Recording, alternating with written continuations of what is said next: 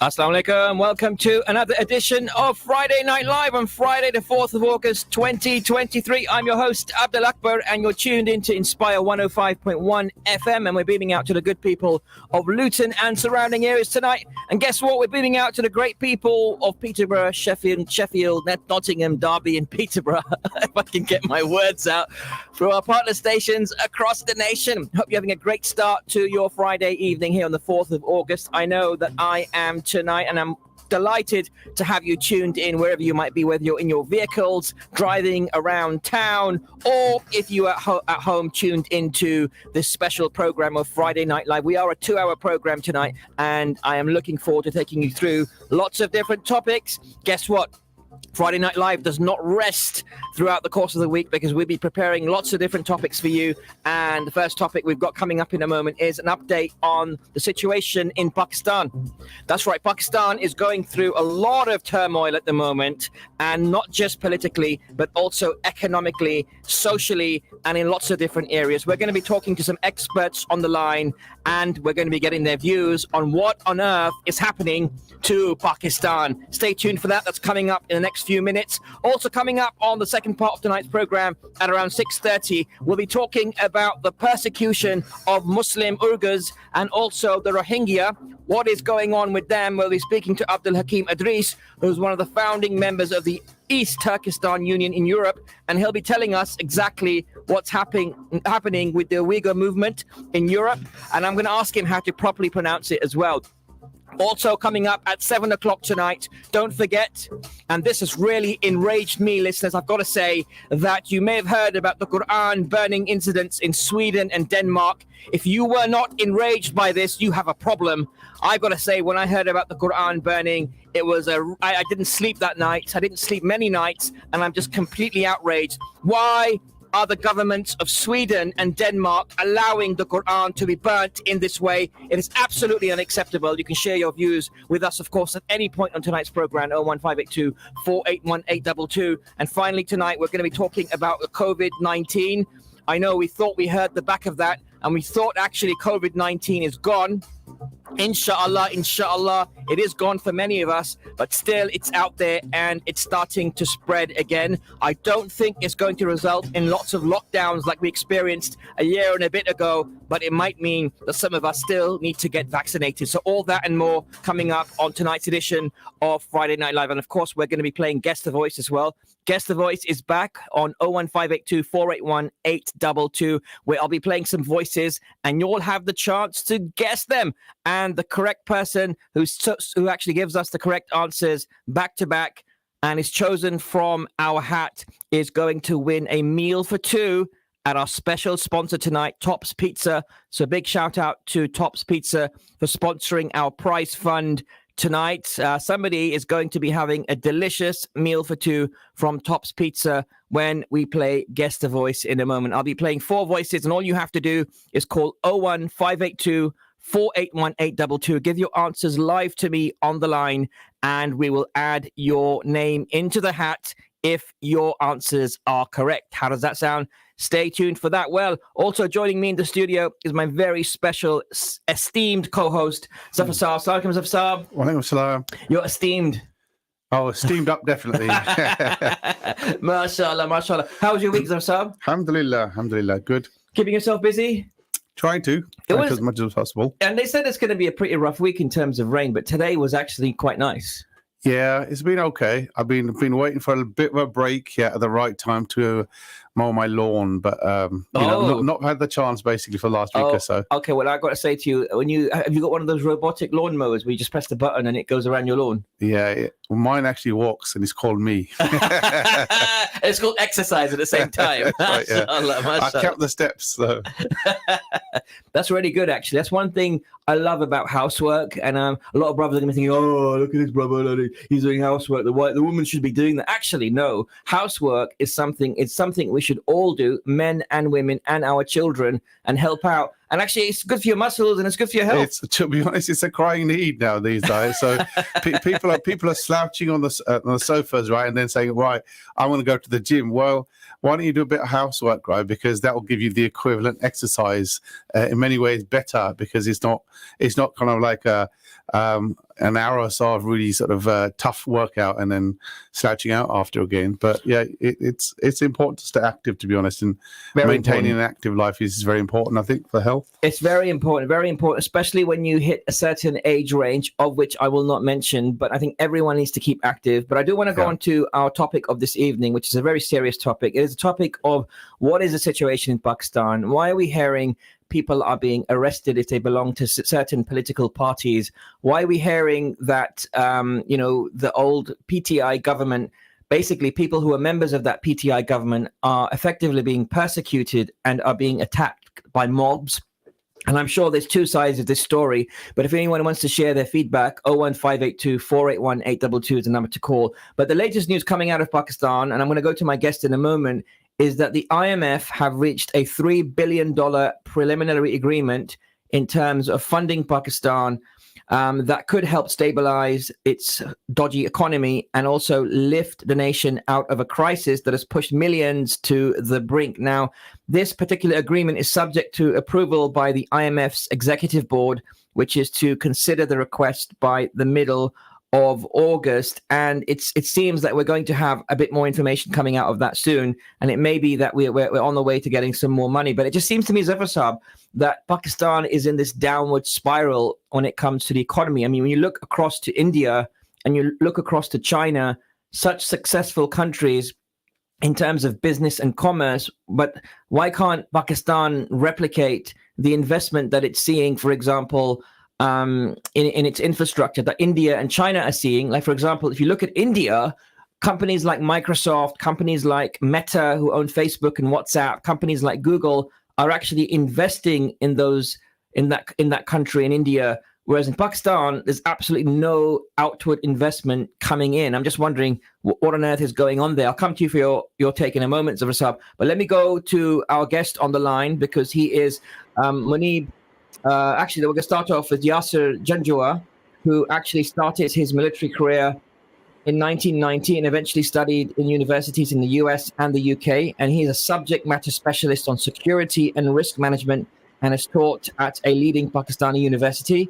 His work experience spans across North America, the UK, Europe, and the Middle East, in addition to Pakistan. And he is in Pakistan right now. Assalamu alaikum, Yasser Saab. How are you doing? Thanks for joining us. Walaikum assalam, Akbar. Thank you very much for having me on the show.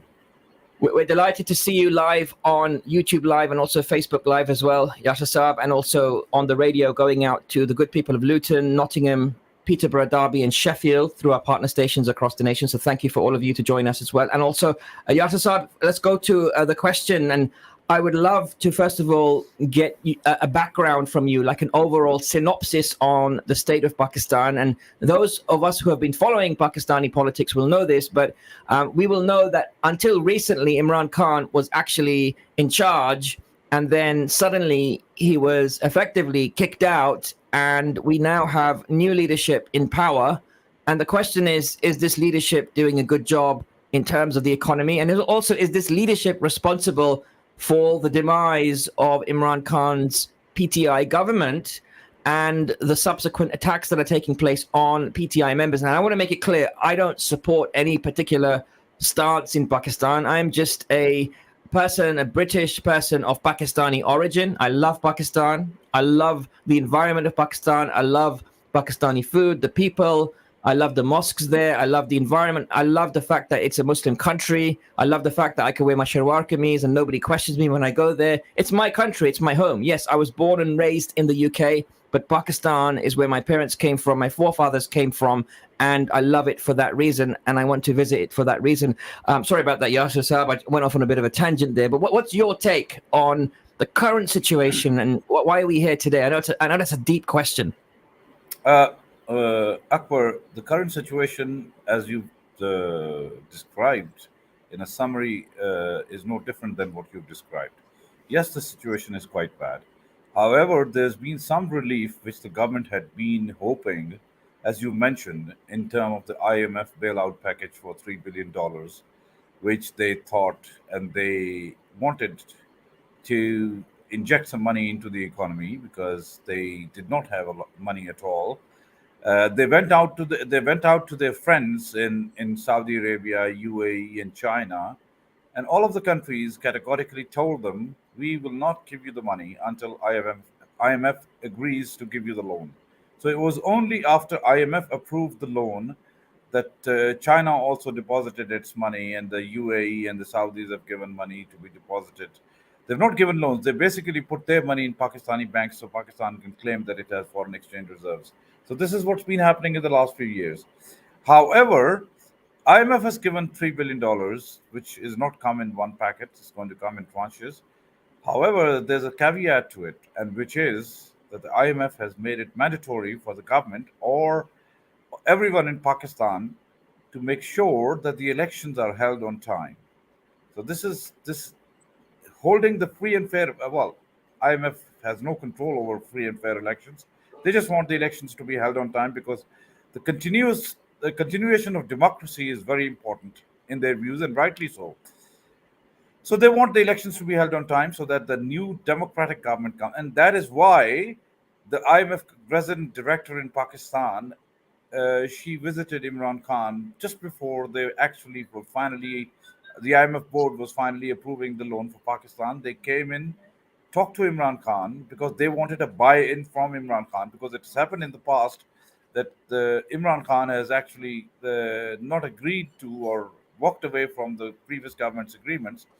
And knowing Imran Khan, the kind of person he is, they were worried that what if we do something and the incoming government, if in that case, which they believe to be Imran Khan because of the popularity wave he's riding on with 70% of the masses. So we reckon with that him. he's going to come back in. Even the IMF reckon he's No. going to come back in.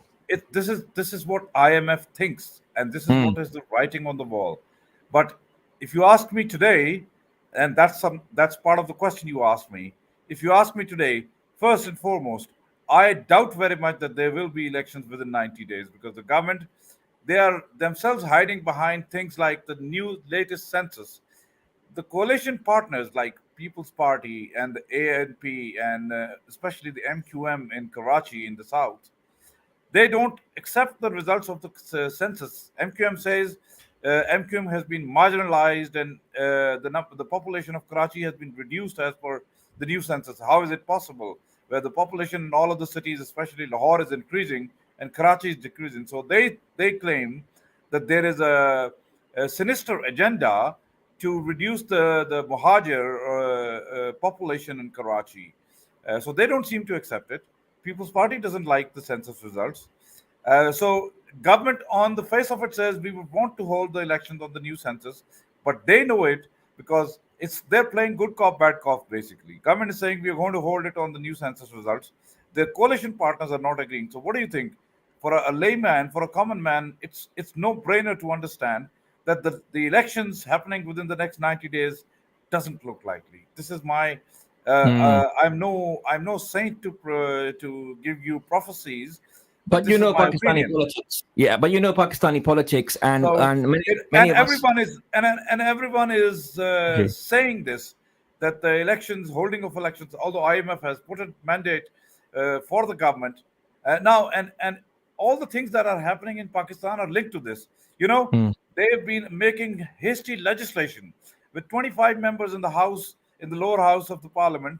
They've been passing through legislations which require deliberation, and normally they go to the committees and then they're approved. They're being passing legislations in a mad rush.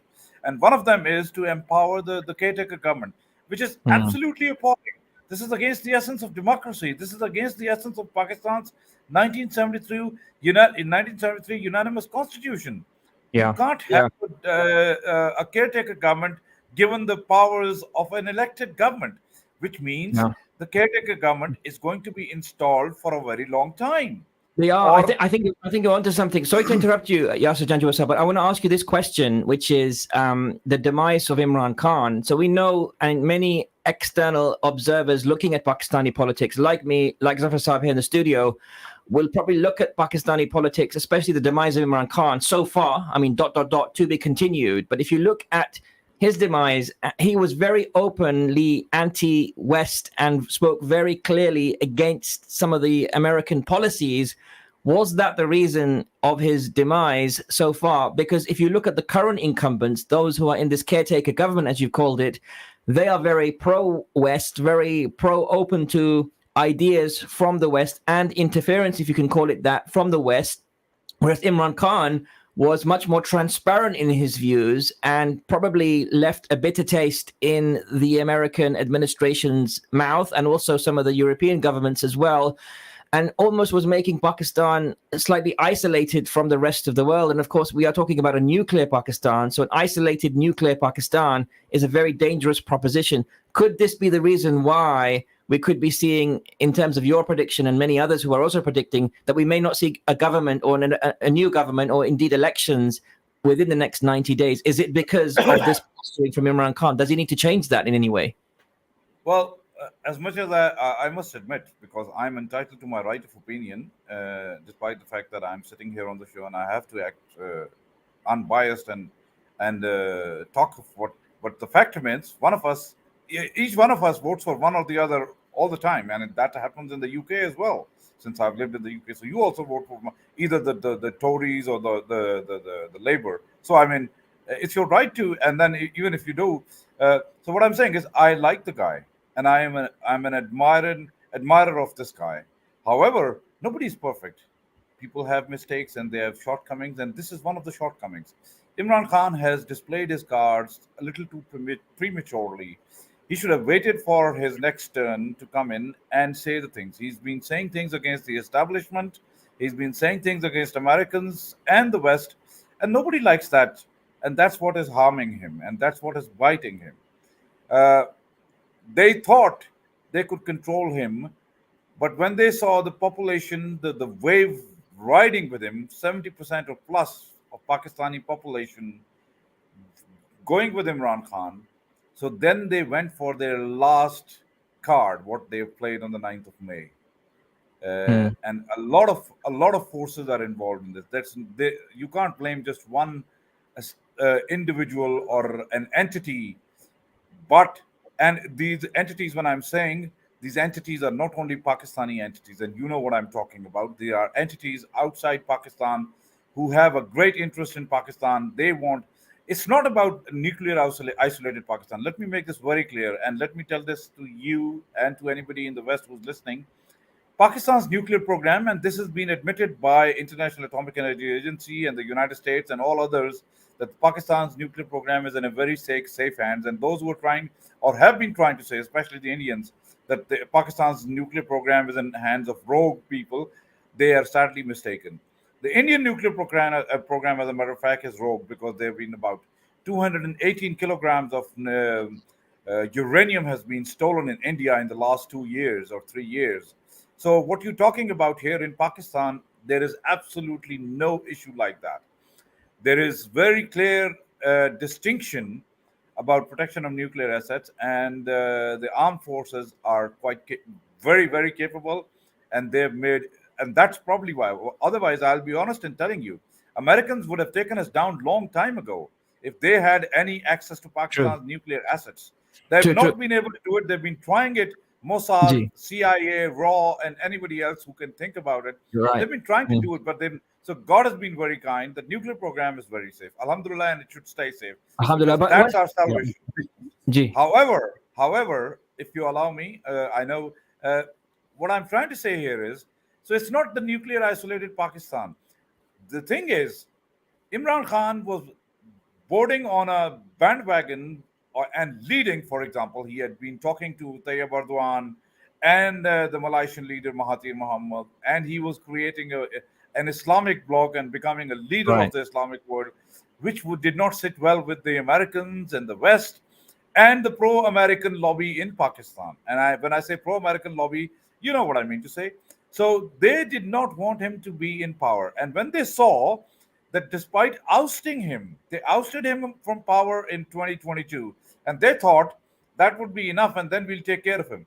He came back even more fiercely and even more popular. Actually, as a matter of fact, they were stupid. They would have let him die his own death, because when he was taken down, he was at the lowest ebb of his popularity in the government.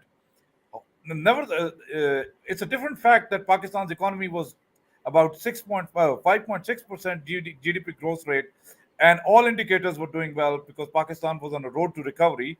But individually, Imran Khan or his party were not doing well, and there were various reasons. We can go on to that. So Wow. somebody Yeah. was extremely foolish to let him go down and then become a hero or a martyr. They would have let him complete his tenure. I can tell you, he would not have come back into the government. So they There you were go. And stupid and naive. Gee, So they took him down, and they thought that he will be history once we take him down. He came back with a vengeance, and he became even more popular. And you saw his rallies and his yeah, I mean, processions. he's massive. He's massive. He still is massive. And Then, yeah, then they realized that now we have to play the last card, and then that's what has happened on the 9th of May. Now, and that's where we are right now. Just Yasser Saab, we've only got a few minutes left, but let me get Zafar Saab in. Yes. yeah, I was just going to say basically that where we are is in. If you were to summarize it, I think the situation is a little bit worse than what's been talked about so far. So the country is in two of the major provinces of Pakistan, two of the most popular provinces, KPK and Punjab. The interim governments which were there after Imran Khan triggered an election there. According to the constitution, those interim governments have been there beyond the 90 days, and they've been acting like fully fledged governments. And they have been basically going beyond their remit, and there's excesses basically on human rights violations, etc. in those regions, and where we are at the moment as a country, or where Pakistan is as a country, is in a semi-paralysis state where some would argue that the martial law exists. There's a martial law, and the military are running things behind the scenes. Now, that's not been mentioned here before. The military and this government that's in power at the moment are in cahoots. Basically, they're working together. But how does Imran Khan get the military back on its side? Because that's what he lost. He lost the support of the military. So the military elements which were basically supportive of Imran Khan have been purged. There was a purge within the armed structure. Let me get Yasser Saab's last remarks on this. We've only got 2 minutes left, Yasser Saab. So I'd love your thoughts on the military and how Imran Khan, as Zafar Saab is suggesting, those people that were allies of Imran Khan have effectively been purged and removed from the military, and now he's left with nobody who supports him in the military, at least with any substance. Because as I said, I'm his admirer, but he's been naive. He's been touching those corners which were not needed. He did not need to. I just will say one thing, as Zafar was saying. As much as I like him and love him, he was under no compulsion to send his government in KPK and Punjab packing and then be persecuted, because now there's a government which is vindictive. So if there was his own government today, things would have been different. In Punjab and KPK, things would have been different. The police wouldn't have been running after him and his people. And eventually, when there would have been a need for a caretaker government to come in, his outgoing chief minister, Pervez Ali, for instance, would have had the say in deciding who would be the interim chief minister. And he made this mistake. And he made the same mistake when he was ousted from power as the prime minister. He decided not to sit in the parliament. And that joker, I'm sorry to use that word, Raja Riaz, became the opposition leader, who's actually from his own party, a dissident from his party. He's become the opposition leader. So now he's going to be calling the shots and deciding who's going to be the interim prime minister. So Imran Khan should have acted. Every time emotions cannot work. In politics, you have to be very cool and calm. And that's where Imran Khan made a mistake, and he's paying a price for it. After 9th May especially, now there are people countable on fingertips in his top leadership who are with him now. Everyone's gone, or they've been forced or coerced to resign from the party, or say we are not with Imran Khan anymore. Well, there you go. Wow. Well, Yasser Janjawat Saab, I've got to say, we got to leave it there. But what an amazing analysis, and your feedback on this topic has been exceptional as always. And I'm very, very grateful for your time tonight on Friday Night Live. We'll have you on in the future when we get some more updates on this topic. Jazakallah khair for joining us, sir, and have a good evening. Thank you. Cheers. Assalamu alaikum. Cheers. Listeners, this is Friday Night Live with me, Abdul Akbar, and Zafar Iqbal Saab. Wow, you've just been hearing the voice of Yasser Janjawat Saab from the military background, and he is somebody who is very expert on the security and risk management, and also been teaching at leading Pakistan university. Lots of interesting things to say there, Zafar Saab. I've got to say, Yasir Saab hit some really interesting points there. There's a lot to pack in, to be honest. A lot. But being honest about Imran Khan, though, I mean, Yasir Saab really, I think he's being really fair there. I mean, he could have said Imran Khan is an angel, he's the best, and he has made no mistakes. But actually, I think Imran Khan has made mistakes, and I hope he's able to retrospect. Listeners, in case you're listening to this program right now, we're talking about the Pakistan situation and why Pakistan is in such a terrible decline, and hopefully it can stabilize. We are going to get Imran Khan on next week's program. Yes, you've heard it. Inshallah. Former Prime Minister of Pakistan is going to be on Friday Night Live next week, live, inshallah. We're working on that, and we are in high-level conversations to get Imran Khan on this program next week. Believe it or not, a lot of people want to appear on this program, and we are working with them. But listeners, this is Friday Night Live. We're going to be back after these short messages. We'll be talking about the persecution amongst Muslims, especially the Uyghur Muslims and the Rohingya. What is going on with them? What's their status, and how can we help? Stay tuned. Friday Night Live, Inspire FM. In Luton and its surrounding areas, it is now time for Salat al-Asr. लुटन और इसके मज़ाफ़ात में नमाज असर का वक्त हुआ चाहता है. This azan has been sponsored by Ideal Properties. Contact us on 01582 72 1110 or log on to www.idealpropertiesltd.co.uk. Allahu Akbar, Allahu Akbar, Allahu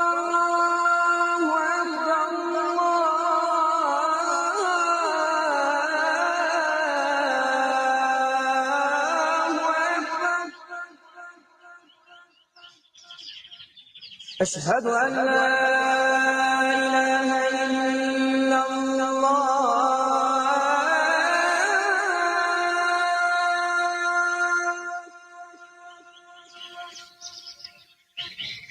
أشهد أن لا إله إلا الله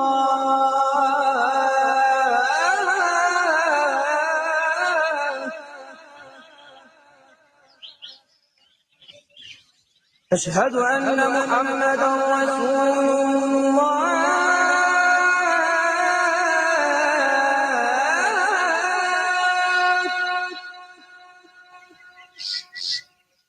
أشهد أن محمدا رسول الله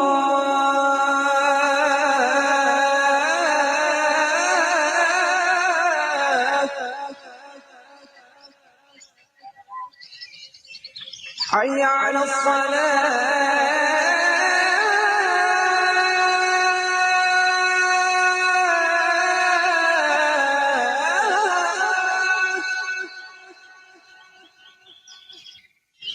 حي على الصلاة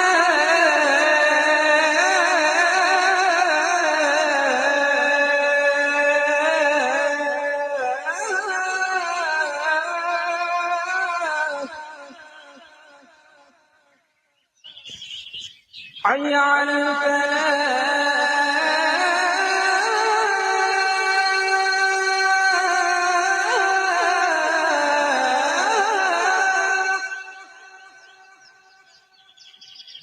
حي على الفلاح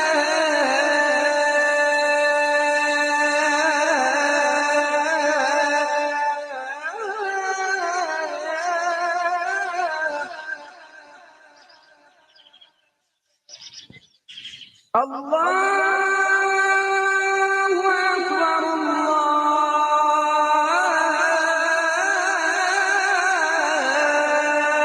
الله أكبر لا إله إلا الله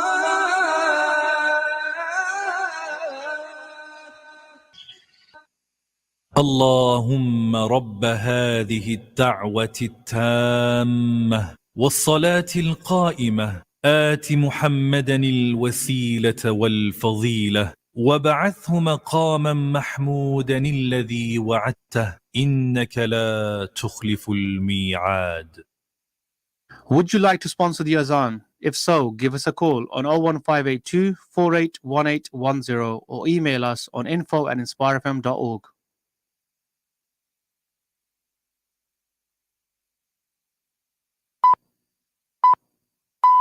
From the studios of Inspire FM, the time is now 6:30.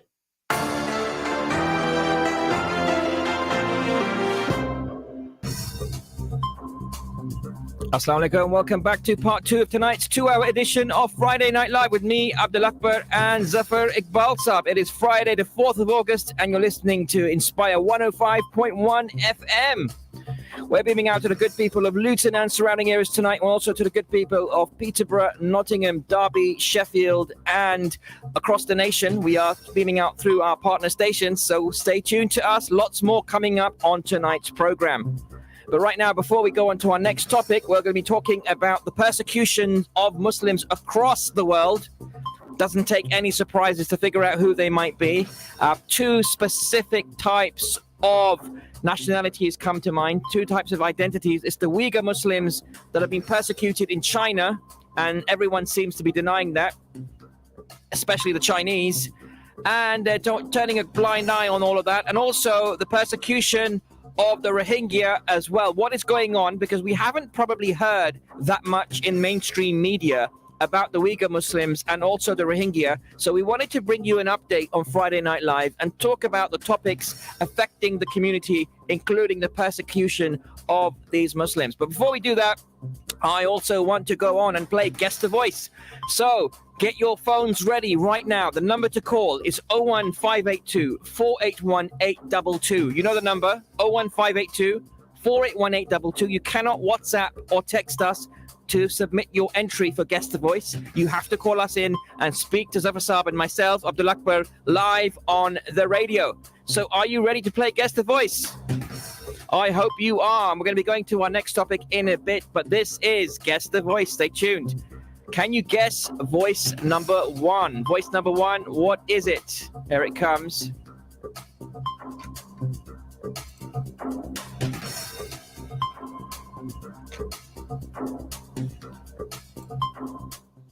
I got this job and I had to put a budget together in, I think it was about 3 weeks. And I thought that would be the hardest thing that I'd ever have to do in my professional life. And it turned out that that's probably the easiest thing I've had to do in the 6 months. Okay, who was that? Voice number 1, do you know who that voice is? Don't call us just yet because you have to guess another 2 voices. Stay tuned. Can you guess this next voice? I speak to you today with feelings of profound sorrow. Throughout her life, Her Majesty the Queen was an inspiration, an example. 01582 481 822. 2 more voices to go. Can you guess this voice? Michelle, thank you for the introduction and the courage it takes to stand up on national television for all these people. Okay, we're going to our 4th and final voice. After this voice, you can call us on 01582 481 822. We are giving away a meal for 2 from Top's Pizza. Big shout out to Top's Pizza, who's sponsoring tonight's prize on Friday Night Live. Here comes the 4th and final voice. Well, because I was so enthusiastic about, achieving my vision and turning my vision into reality, and winning one championship after the next. Okay, those were the 4 voices. Again, in summary, here comes voice number 1. I got this job and I had to put a budget together in, I think it was voice number 2. I speak and to I you thought that would be today the with feelings of profound sorrow. Voice number 3.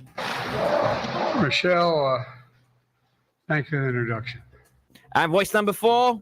Well, because I was so enthusiastic about, Okay, those are the voices. We're playing Guess the Voice, 01582 481 822. Give us a call to win a meal for 2 with Top's Pizza. We are giving away a meal for 2 with Top's Pizza, who is our Guess the Voice sponsor, 01582 481 822. We'll be taking your calls in a moment, but I do want to go to our next topic as well, which is on the persecution of the Uyghur Muslims. And of course, we are lucky to be joined by a very special guest. His name is Abdul Hakim Idris. Mr. Idris is one of the founding members of the East Turkestan Union in Europe, first established in 1991 in Germany as the first Uyghur organization in Europe. Mr. Idris also co-founded the World Uyghur Youth Conference, the WUYC, in 1996, and also the East Turkestan National Congress in 1999. And we're delighted to have him on the program right now. Assalamu alaikum. Can you hear me? Alaikum assalam. Can you hear me? Yes, we can. Assalamu alaikum. Can you hear us? Yes, I can hear you. Sorry, Mr. Abdul Hakim, he could not join because he was traveling, so I'm joining instead of him. This is Abdul Muqtadir from the Center for Uyghur Studies. I am the program manager.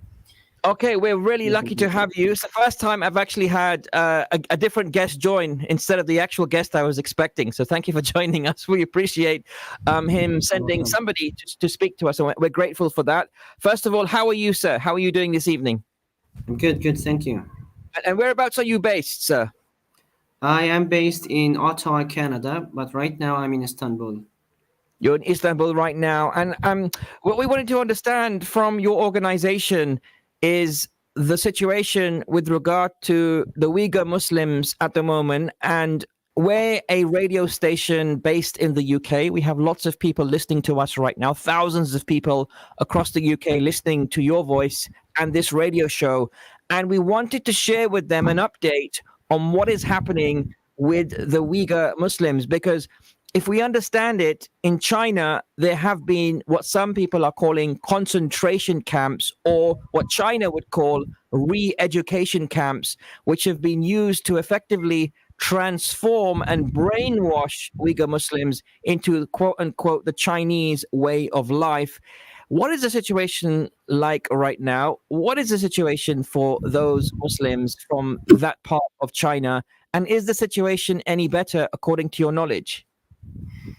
Thanks for having me. So, according to my knowledge, the situation is not better. The situation has remained the same, has never improved since the mass internment and the genocide started back in 2017. The Uyghur people continue to suffer. The Chinese authorities claim that they have successfully re-educated like millions of Uyghurs. Supposedly, like a few years ago, a top CCP official said that millions of Uyghurs have graduated from the re-education camps. However, they have graduated to become slaves, like forced labor slaves. So, and then the Chinese authority, the situation has never improved on the ground. The Uyghurs in the diaspora continue to they are still not able to communicate with their loved ones back home. They cannot go there. They cannot communicate with their families and friends in East Turkestan. The Chinese authorities continue to deny the reports of mass internment and forced labor. However, so the situation has not changed in general. So what you're saying, okay, that's very clear. And by the way, just a quick question: how do you pronounce the name of this Muslim nation? Is it Uyghur or like in the West? Yeah, it's East Turkestan. It's a Chinese occupied country. It is the name of the country. Two republics were established in the last century. But you call them Uyghurs? Uyghurs are the name of the people, the Uyghur Muslims. The majority Uyghur. Yes. Is that correct? Uyghur. Yes. The Uyghurs. Okay. Yes. English pronounce it like Uyghurs. Uyghur. The correct pronunciation is Uyghur. Uyghur. Yes. Correct. Uyghur. Okay, that's good to know. Sorry, I didn't mean to cause any offense with my mispronunciation, because we don't know many people from East Turkestan and that region. So thank you for educating us on that. But what I'm hearing from you is nothing has changed. So does that effectively mean, brother, that China is misleading the world still on the situation with regard to the Uyghur Muslims? Of course, China has always been misleading and misrepresenting the situation. They have first, when the reports of mass internment first started coming out back in 2017, 2018, the Chinese authorities denied those reports. However, after the testimonies of several concentration camp survivors and media reports, they have shifted the course and changed from denial to justification. They said that the Uyghurs needed re-education, to free them from extremism. So they've changed the course and strategy from denial to justification. So Wow. till today, the Chinese authorities continue to deny the reports, and But how do you know? I'm sorry. Yes. I was just going to say, if the Chinese claim that the people are being re-educated, so presumably that implies that once the re-education is complete, they are released. So do you know of many people who have been released from these camps and come back and they are more productive than they were previously? You know, the concentration camps, the people who are supposed to graduate, we've seen many reports that when people come out of the camps, they were physically weak and very ill, and they are not more productive than when they went into the camps. Actually, they have lost their abilities to live independently, and many detainees of the camps have been transferred from the camps to forced labor camps, to factories in Chinese provinces. So they're almost like slaves. Like they're being treated. Yes. They're being converted, brainwashed, and then what I'm hearing from you is they're being sent for slave labor, effectively, and they're not even being released back to their normal way of life. Is that what you're saying? Yes, of course. And then you know the conditions in the camps, according to the reports and the testimonies of survivors, the conditions in the camps are dire, very bad. The nutrition is also very. I can imagine. Very well, one question, brother. I just have a question as well about the rest of the world. So one thing that the rest of the world started to do recently, like America, like the UK, and other Western countries, is they have started to actually pressure China on the situation with the Uyghur Muslims. And my question is, do you appreciate this pressure? Do you think this pressure is actually genuine and that the West actually cares about the Uyghur Muslims? Or do you think they are just using this as a tool to make China look bad, but they don't actually mean to change things for the Uyghur Muslims? You know, the most important thing is that I cannot speak about the intention of people, because living in Canada, I've met many politicians, parliamentarians, including Muslim MPs. Sorry. Yeah. That's okay. We can hear you. Go ahead. Yeah. Can you hear me? Yeah, there's some background noise from where you're talking from, but we can hear you now. I've personally met many politicians in Canada and in Europe. When I speak to them, I feel they are genuine. I feel that they are speaking from their heart. They are really impressed. They're really sad about the situation. Of course, what the West is doing is it's better than nothing, but there's still more to do. Yeah. It's the situation on the ground has not changed. There's a lot of work to do. If you want to speak about the politics, there's a lot of things we have to do. The West, it's not doing enough as well. Understood. Well, I want to go ahead and thank you for your time. So there's brother representing Abdul Hakim Idris, who was one of the founding members of the East Turkestan Union in Europe, and talking about the Uyghur Muslims and also their situation right now. Thank you so much for joining us, brother, and we appreciate your update on Friday Night Live. Listeners, this is Friday Night Live with me, Abdul Akbar, and Zafar Iqbal Saab, and that was a situational update with regard to our Muslim brothers and sisters from the Uyghur situation and in China. So, Zafar Saab, very sad to hear, actually. Sounds like it's business as usual, unfortunately, and it sounds like China is taking these innocent people, putting them into this re-education, and then, according to this person that we just spoke to, using them as slave labor. Yeah, it is quite sad, really. I think this is the intensity of this type of activity is increased, but the people of East Turkmenistan have been marginalized for quite some time. in that region. So I think previously that they were in some ways treated not as equals to the main Han community of China. Right. But over the years, the situation has changed, and I think like the speaker said, there used to be an autonomous region, and it no longer is.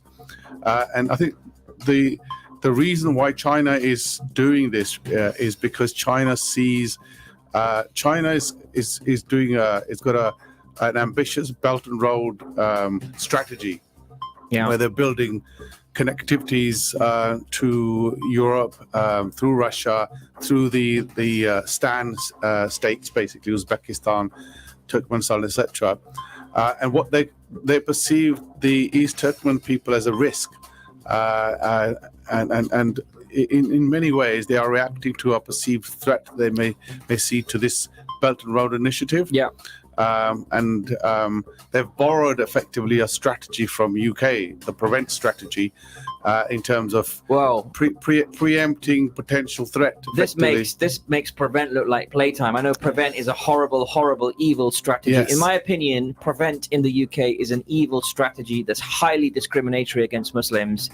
There's no other strategy that's focused on any other religious group except for the Muslims. It's a cynical interpretation, right? Prevent really. It's a massively cynical interpretation. Yeah. And it's taken it to the next level effectively. But prevent has provided the excuse, right, for persecution of Muslims in many parts of the world. Yeah. Right. Yeah. So this is it's crazy. This has been the outcome of it. All right, well, thank you for that, Zafar. We're going to come back to this topic and others in a moment. We'll be talking about the Quran burning in Sweden and Denmark, so stay tuned for that. We'll be talking to Professor Zafar Khan, who's chair of the Luton Council of Faiths and also a local activist, so stay tuned for that. It's coming up in around 15 minutes' time on this program. But right now, we're going to be playing Guess the Voice. And we have a few callers on the line, so some of you want to eat some pizza tonight, courtesy of Tops Pizza. They're sponsoring our prize tonight. And who can guess this voice? I got this job and I had to put a budget together in, I think it was about 3 weeks. And I thought that would be the hardest thing that I'd ever have to do in my professional life. Okay, that's the first voice. Second voice? I speak to you today with feelings of profound sorrow. Okay. And the third voice? Michelle, thanks for the introduction. And the fourth and final voice? Well, because I was so enthusiastic about, achieving my... All right, can you guess the voice? We are playing Guess the Voice, and we're going to go straight onto the lines right now. We have line one. We have a caller. Assalamu alaikum, caller. Can you hear us? You're live on the radio. I can hear you. And what's your name and where you're calling from today, brother? You can give us just your first name. My name is Naveed. I'm calling from Luton. Naveed from Luton. Okay, whereabouts in Luton, Naveed, are you right now? You don't have to give us your road name, but which area? I'm in my car. I've just finished work. Acha, you're in your car. He definitely doesn't want to give away more than Luton. Mashallah. Naveed, bhai, how's it going? How's your evening starting, and how's your week been? I've been at work since 6, so just when I get home and shower, pray, and sleep. Listen, we're going to hope and try and get you some pizza tonight. How does that sound? Yeah, that sounds good. All right, so the rules of the game, this is how it works. So if you manage to guess all 4 voices, we're going to put your name into a hat. Depending on how many calls we get tonight, we're going to then see if you can be the winner. How about that? Yeah, no problem. All right, Naveed, bye. So go for it then. What did you hear? What was voice number 1? So I think voice number 1 was Rishi Sunak, the Prime Minister. Then it was King Charles. Then it was Bill Clinton. And then Arnold Schwarzenegger. Okay, so just to hear that correctly, you said number 1 was Rishi Sunak, number 2 was King Charles, number 3 was Bill Clinton, and number 4 was Arnold Schwarzenegger, correct? Yep. Okay, well, thank you for calling, and if you got all of those correct, we will add your name into the hat. If not, we will not. How does that sound? No, Is that fair? No problem. Yeah. Okay, Naveed, bye. Have a lovely weekend, and thanks for calling Friday Night Live. Take care. Carry on with the good job. Thank you, bro. Jazakallah khair. All right, listeners, we're still playing Guess the Voice. Zafar Saab, I don't know, man. I think Naveed Bhai may have made a mistake on one of those voices. He was almost there, I think. He was almost there, but was he correct on one of those voices? I don't know. But listeners, you can still play 01582 481-822. We're playing Guess the Voice. This is your chance to guess the voice. We're playing live on Inspire FM right now. And if you think you know all four voices, you're in a chance to win a meal for two from Tops Pizza. Okay, meal for two from Tops Pizza. They're sponsoring our dinner and our prize tonight. Stay tuned for that, listeners. This is Guess the Voice. Here comes voice number one more time. So remember, if you guess this and you're correctly identified from our hat, you will win the pizzas tonight. Here comes voice number one. I got this job and I had to put a budget together in, I think it was about 3 weeks. Okay, voice number one, voice number two. I speak to you today with feelings of profound sorrow. Okay, and voice number three. Michelle, thank you for the introduction. He could do with some formaldehyde. And the courage it takes to stand Who up is this guy? on national television for all these people. And Naveed Bhai reckoned it was Bill Clinton, but was it Bill Clinton? I don't know. Here comes voice number four. Well, because I was so enthusiastic about, achieving my vision and This is turning my Bill vision Clinton. into reality and winning one championship after the Sounds next. like Boris Johnson. It does, doesn't it? After he's been lying to Parliament, allegedly. Anyway, listeners, this is Friday Night Live. Do stay tuned for us, and you can take part in Guess the Voice. If you know all four voices, 01582 481 and a special thanks to Naveed for calling us up as well. We know you are all listening to tonight's program. This program has a lot of people listening, and we would love for you to take part. So 01582 481 822. You cannot WhatsApp or text us, okay? So if you're WhatsApping and texting us right now, you can't WhatsApp and text your answers. You have to call us up on 01582 481 822. We'll be taking more callers in a moment, but just to let you know, this is Friday Night Live with 105.1 FM, Inspire FM, and we're talking about, in a moment, the Quran burning incidents in Sweden and Denmark. I don't know about Yusuf Assar, but that was a complete and utter wind-up, and that's going to be coming up in a moment. But I do also want to cover a couple of the other top stories that have been showing themselves today, which is an interesting one. Across the world, there's lots of things going on.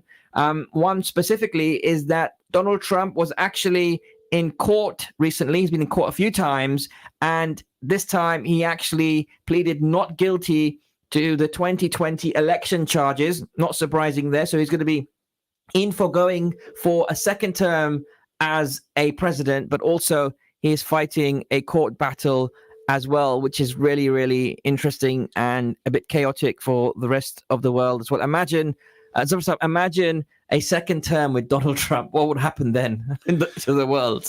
Well, indeed, yeah. Well, I'm not sure, to be honest, right, the current president, right, is doing any better, to be honest. So I think it might be the battle of the geriatrics. Yeah, the 80 pluses. See who hits the finishing line first. Yeah, what is going on there? I mean, one of these guys probably want to die in office or something. I think there's only been one president who's actually died in office. I don't know what's going on here. But aren't there any people? I mean, these guys do have energy, though. I was going to say, aren't there any people that actually are younger with more energy? I'm not sure one of them has that much energy. The other one does. You mean Sleepy Joe, as Trump likes to call him, which is kind of hilarious. Always gives me a chuckle. Also coming up tonight, of course, is the situation in Ukraine. And very sad news about what's going on there. But also, this is some positive news. British Airways workers are going to get a 13% pay rise, which is very healthy. So around 24,000 staff at British Airways will get a pay rise worth more than 13% over 18 months from September, so next month, according to the Unite Union. Now, workers will also get a one-off payment of £1,000, but pilots and management are excluded from the deal. Well, pilots make enough money anyway. And I got to say, the airline tickets since, post-COVID have been really expensive. I mean, average ticket to Pakistan these days costs over £1,000 if you go direct. Yeah, I think before COVID, right, there was the downward pressure on tickets.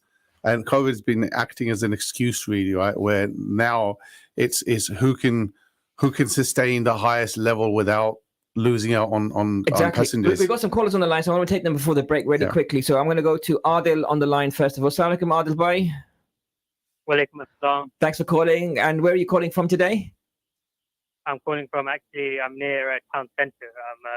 with my dad. We're picking up my brother from the train station. Okay, well, don't eat anything yet, okay? Because you might just end up winning some pizza, okay? So, are you ready for this? All right, well, Yeah, tell I'm us, ready. what is voice number one? The first one is Rishi Sunak. Okay, first one is Rishi Sunak, yeah. The second one is King Charles. Okay, second one is King Charles. Third one? The third one is Joe Biden. Joe Biden. Third one, okay. And the fourth one? The fourth one is Arnold Schwarzenegger. You think the fourth one is Arnold Schwarzenegger? Are you sure? I'm pretty sure. 100%? Yeah, so 100%, yeah. All right, have you eaten Top's Pizza before?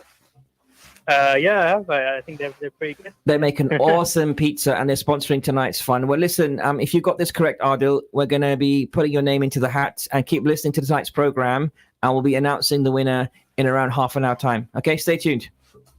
Okay. Thanks for calling. Keep listening to Friday Night Live on Inspire FM. Listeners, this is Friday Night Live with me, Abdul Akbar, and Zafar Iqbal. We're going to be taking a short break. And Shahid, stay on the line. We'll be back to you for your answers. Stay tuned. Friday Night Live, Inspire FM.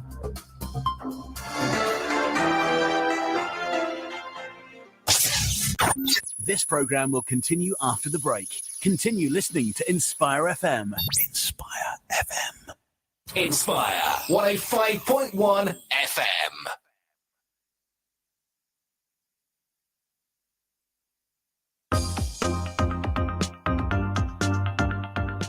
Assalamu alaikum. My name is Dr. Samina Rashid and I run the Kip McGrath Education Centre in Luton.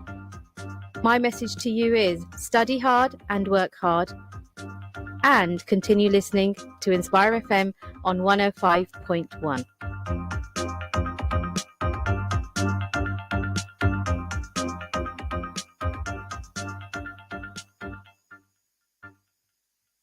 Did you see that guy on TV? What, that no comment guy? Yeah, he was sick. What was his name? I think it was Atiq Malik. Yeah, Atiq Malik of Liberty Law Solicitors.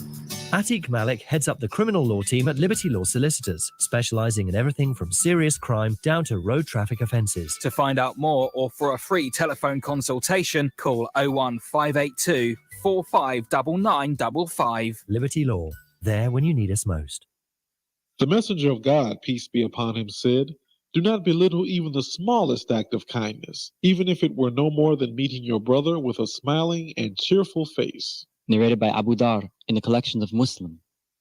Landlords, let us take away the hassle of letting your property. Our comprehensive services include tenant vetting, rent collection and service charges, maintenance and repairs. Ideal Properties has 2 branches and have been established over 20 years and have gained a wealth of knowledge and experience. If you are thinking of selling or letting your property, then speak to a member of our knowledgeable team about a free, no-obligation market appraisal. We can also offer guaranteed rental income. Contact us on either Luton 721110 or 696050. Ideal Properties. Service with a smile, whatever your needs. Gems and jewels. Wise sayings, interesting events, and moral lessons from Islamic history. O cousin, you spend extravagantly.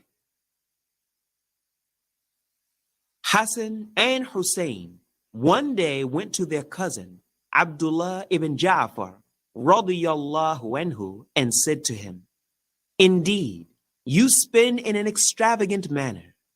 He said, "Indeed, Allah has made me become accustomed to having His favors, and I have made it a habit to do favors for His slaves.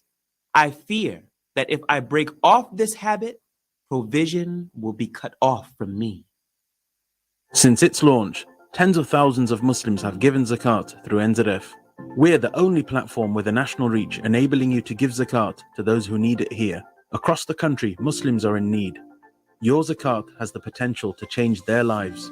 Just go to www.nzf.org.uk to calculate your zakat, choose how it's used, and keep updated about the impact it's having on the lives of Muslims where you live. NZF. Give zakat here.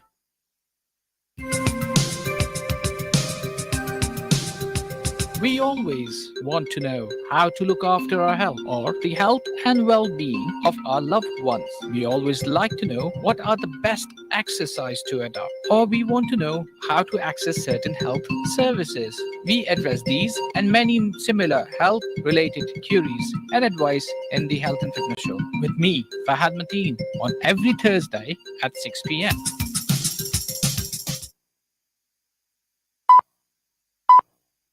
From the studios of Inspire FM, the time is now 7 o'clock.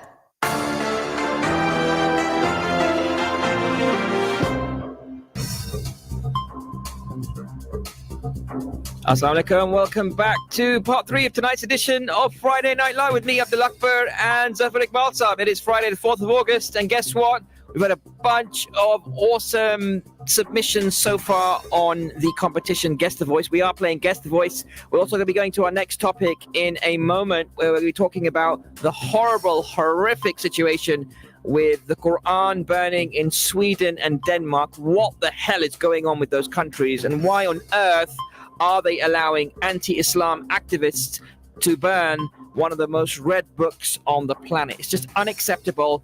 It's inciting religious hatred. It is hatred against Islam and Muslims, and it needs to stop. What do you reckon? 01582481822. I've got to say, it's just unacceptable that people should be allowed to burn a copy of a holy book that is adored by billions of people on this planet. I mean, I would personally find it despicable if somebody picked up a copy of the Bible or the Torah or any other holy book that people were reading without any respect and were burning it. But why do these people decide that they need to burn a copy of the Quran and not any other book? There's a lot more worse books out there that you could probably do some firewood, like maybe something to do with satanic verses or things along those lines. I'm sure many would agree with me, many would disagree. Whatever your choice, 01582481822. We're also playing Guess the Voice tonight, and we're going to go back to those voices in a moment. But if you haven't had a chance to listen to the voices,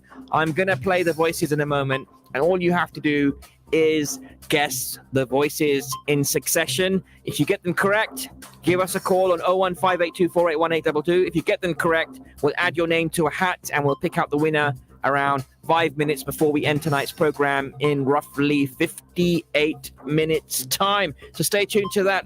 And if you haven't heard the voices yet, this is voice number 1. I got this job and I had to put a budget together in, I think it was about 3 weeks. And I thought that would be the hardest thing that I'd ever have to do in my professional life. And it turned out that that's probably the easiest thing I've had to do in the 6 months. Okay, that was voice number 1. Who is that? If you know, make a note of it. Here comes voice number 2. I speak to you today with feelings of profound sorrow. Throughout her life, Her Majesty the Queen was an inspiration, an example. Okay, that was voice number 2. Here comes voice number 3. Michelle, thank you for the introduction and the courage it takes to stand up on national television for all these people. Okay, that was voice number 3. Here comes the 4th and final voice. Guess the voice. Well, because I was so enthusiastic about, achieving my vision and turning my vision into reality, and winning one championship after the next. All right, can you guess the voice? 01582481822. I'm going to take a bunch of calls on the line this half an hour, so stay tuned.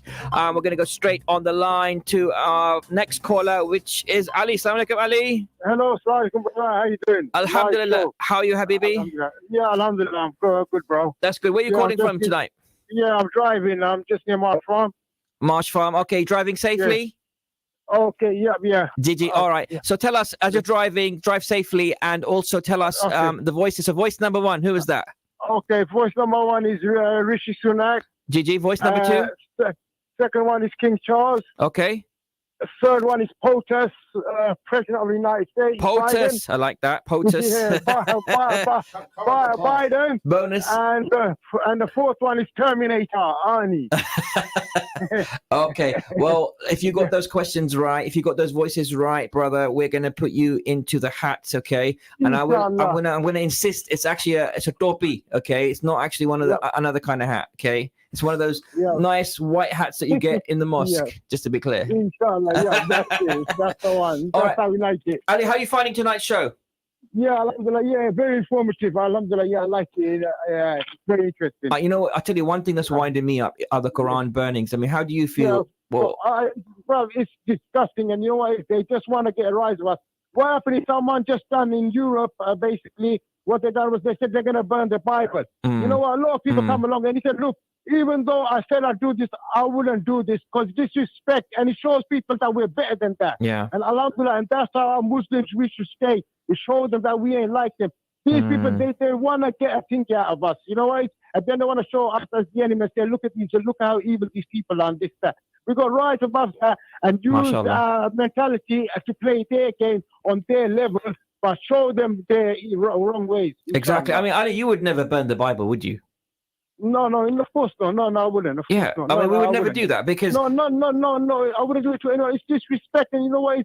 They use this like what they say is inciting religious violence and this, that. When we say something, it's inciting religious violence. When they do something like that, it's freedom of speech. It's hypocrisy, double standards. Yeah, it is. It's very sad. I mean, especially with Sweden and Denmark. And you know what the government are saying, Ali Bhai? They're saying, actually, we hate this. We hate what they're doing, but it's part of the law. It's part of the... It's not like I say, double standards. It's once they use this law, they'll say inciting violence and whatnot, and then they'll say freedom of speech. It's when it's true, it's double standards for these governments. You know, that's why it's double standards. All right, bro. Jazakallah khair for calling, and thanks for sharing your views. By the way, inshallah, yeah, and I carry on. Jazakallah. Okay, brother. Thank you so much for joining. Okay, well, that was Brother Ali. Jazakallah khair for calling Brother Ali, giving his answers to guess the voice. So he guess those voices correctly? We'll find out in a bit. But listeners, this is Friday Night Live with me, Abdul Akbar, and Zafar Iqbal Saab, and we are going to go and continue this topic that we started with Brother Ali, which is why are Sweden and Denmark having a crisis over the Quran? It's the most holiest book in the world, of course, for all Muslims, frankly speaking. And you may have heard about this, listeners, that anti-Islam activists in Denmark and Sweden have burnt and damaged several copies of the Quran in recent months, prompting outrage in the Muslim world and demands that the Nordic governments ban such acts. Now, both governments have actually condemned the burning. This is what's interesting, Zafar Saab.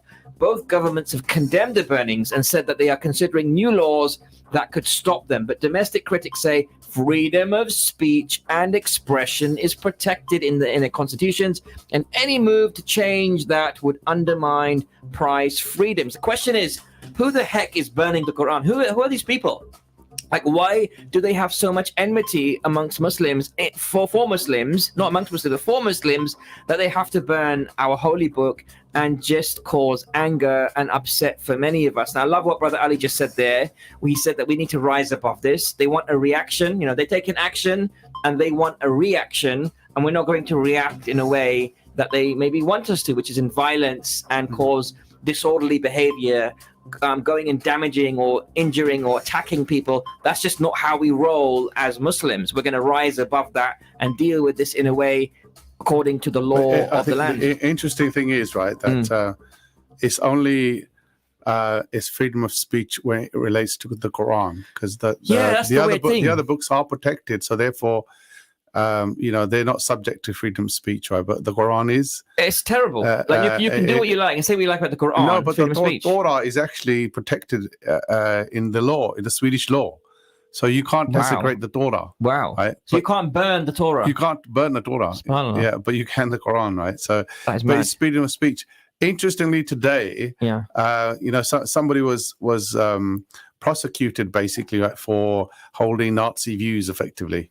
Right. Yeah. And he's been put away for 5 years because he had paraphernalia and he had hate speech against Jews and other groups, etc. A really nasty character. But the police spokesman said basically that freedom of speech, right, is protected under the law. However, there are limits, right, to the behavior, and I think this is the same sort of standard that we want applied across the board. Yes, there is freedom of speech, right, but there is no freedom to hate. There's no freedom to poke fingers at somebody else to provoke them. Okay, well, let me take this to Professor Zafar Khan, who's on the line right now. He's also live on Facebook and YouTube, chair of Luton Council of Faith and local activist. It's delightful to see him again on this program. MashaAllah, he's looking as healthy as ever.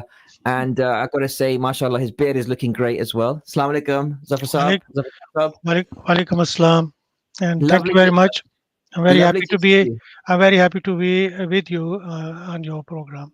MashaAllah. And we're very happy to have you with us this evening as well and spending some time with us. Professor Zafar Khan, look, a lot of people will say, what's the issue with burning a copy of a holy book? What's the issue? Why are Muslims so in uproar about this? Because it is freedom of speech. And if somebody decides to burn a copy of the Bible or, J.K. Rowling's Harry Potter, or a copy of the Quran, what's the issue? I mean, it's freedom of speech. They're entitled to do that. Why can't they do that if the law allows them to do that? Well, do whatever you like with J.K. Rowling's book, but the Quran or the Torah or the Bible or any other scripture, stay away from that. Look, we all support right to freedom of speech, freedom of expression, and so on and so forth. But you see, freedoms also have conditions around them. Nothing is unconditional in this world. You take an action, and that there is always a reaction. And there are things that are sacred. They are sacred to all of us, no matter whether we are Muslims or non-Muslims.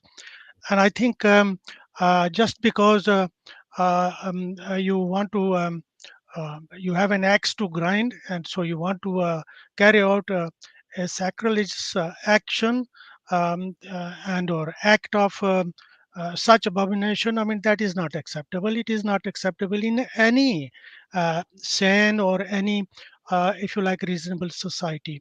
And I think the Swedish and Danish authorities are beginning to realize that sooner or later they will have to actually react as a state to such abominations. It is not acceptable.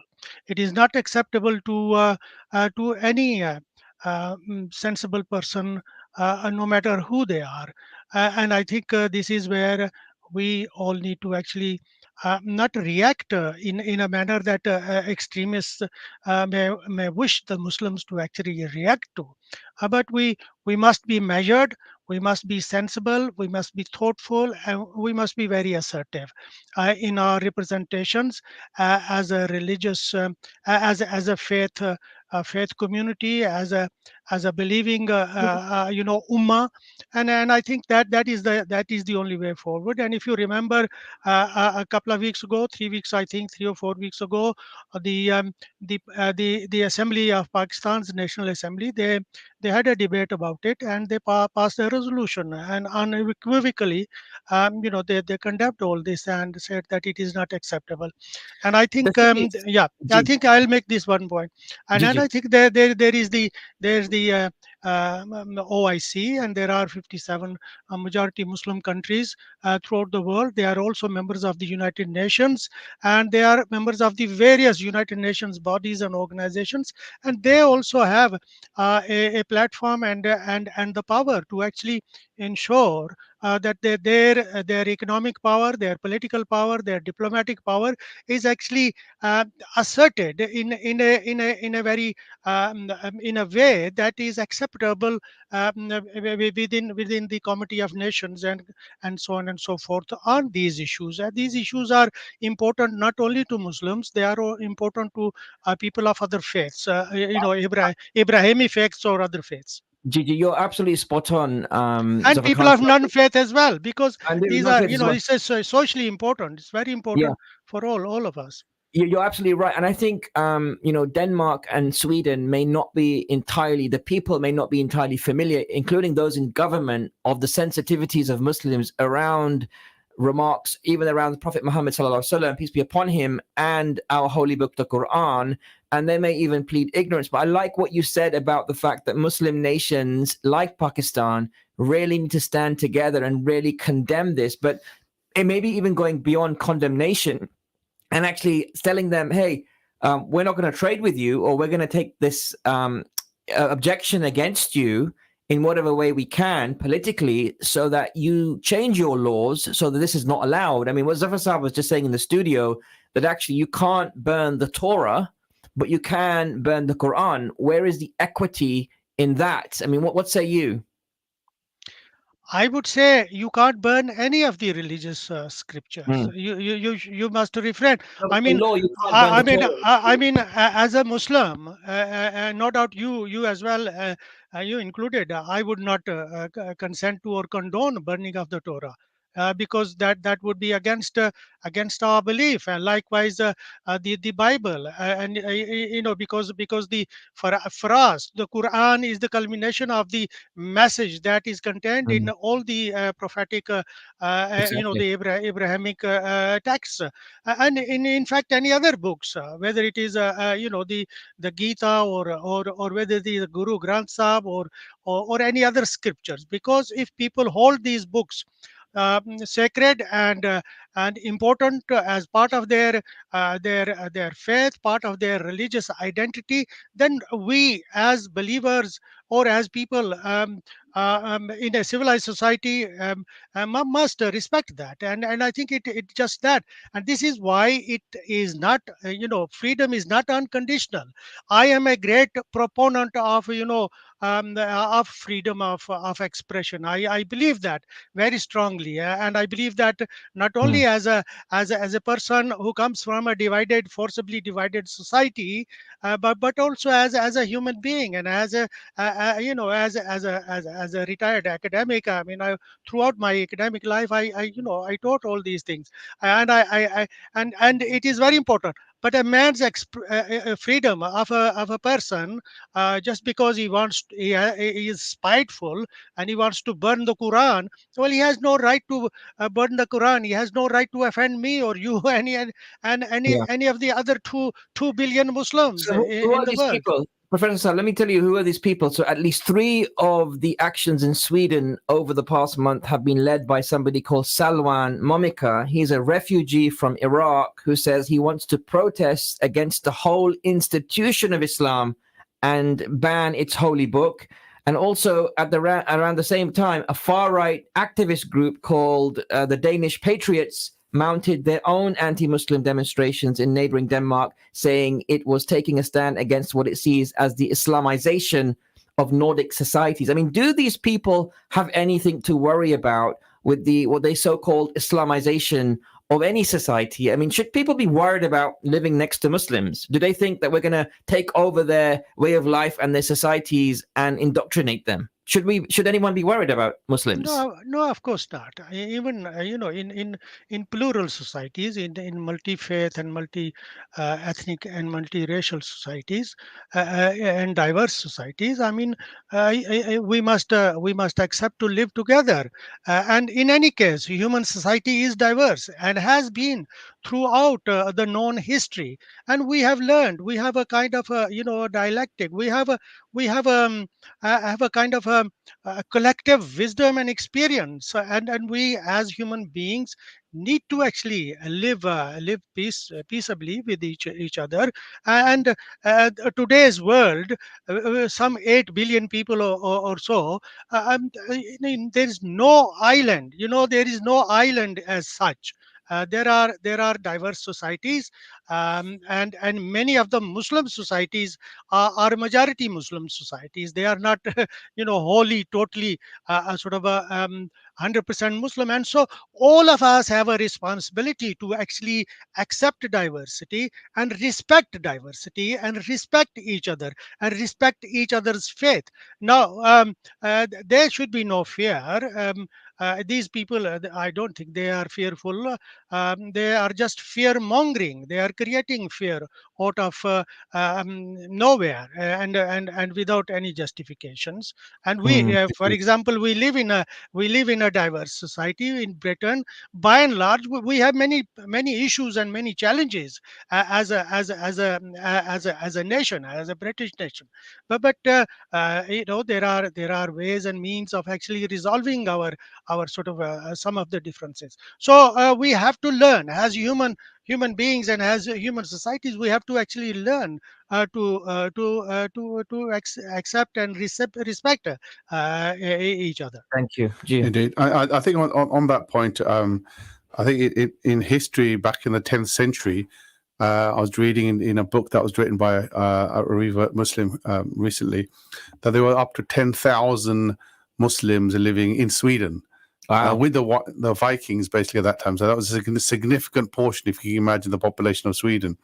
So they lived side by side for many centuries in that region. And many of the Vikings actually traveled towards the Islamic lands as well, through trade, etc. So there's lots of interaction, lots of positive interaction with them. But recently, I think I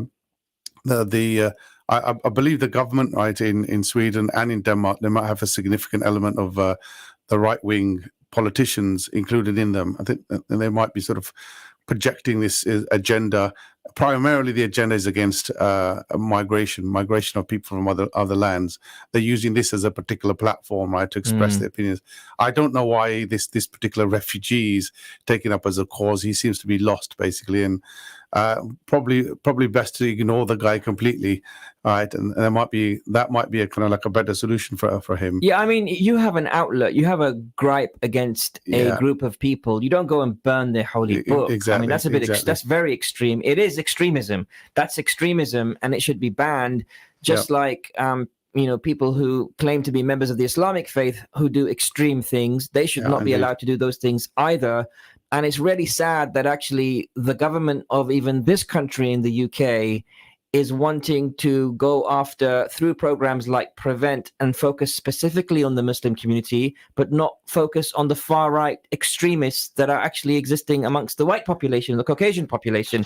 And that's really scary and worrying to me. But I do want to go into another quick topic, which is related, Professor Zafar Khan, because there's an event coming up relating to this topic. Do you want to tell us a bit about that?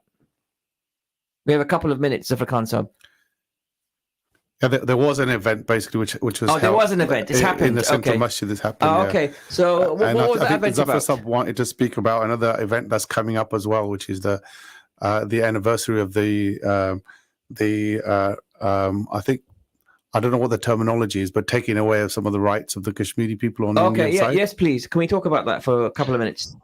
Yes, if you thank you very much for allowing me to say a few words. I think tomorrow is 5th of August, and 4 years ago exactly tomorrow, the Indian government, contrary to its international obligations over Kashmir, annexed the state of Jammu and Kashmir and bifurcated it into 2 union territories, took away all the fundamental citizenship rights that had been enjoyed by the Kashmiris even under Indian administration or occupation since 1947, and these rights went back to the mid 1920s. In fact, in 1927, and laid the Kashmir, particularly the Valley of Kashmir, under siege. And at the moment, there are an estimated 900,000 to 1 million Indian military and paramilitary forces. And the the Kashmiri leadership, people like Yasin Malik was given 2 life sentences last year, and now the Indian government wants that life sentence to be changed into death sentence. And there is a hearing on 9th of August, and many other Kashmiri leaders, political leaders, seeking a right to a peaceful resolution of the Kashmir issue, are held in prison for not only 1, 2, 3, or 4 or 5 years, but many more years, like people like you see Shabir Shah, Asya Andrabi, and others. And so there is a rally tomorrow to in fact mark that the illegal annexation, in contrary to UN Charter and UN resolutions and all that, in London, and people will gather at Parliament Square in London at 1 o'clock, and then move on to a march onto the Indian High Commission. So it's a peaceful march, and I would appeal to everyone to actually participate. Those who are leaving this town, Luton, the buses will leave at 11 o'clock from the Central Mosque and one or two other places, and up and down this country, people are expected to actually converge on London. And so I would like to sort of if you would allow me to appeal to all people who love freedom, and who support freedom, and who support Kashmiri right to self-determination, and Kashmiri right to freedom and independence, to actually join this march tomorrow. Thank you for sharing that. Very clear. And the march is happening on Saturday, the 5th of August. And the buses are leaving from Luton at 11 a.m. from Central Mosque. Is that right, Zafar Khan? Yeah. And one or two. And I think also perhaps one or two from the Tesco in Dunstable Road. Okay. MashaAllah. MashaAllah. That's great. Great to hear.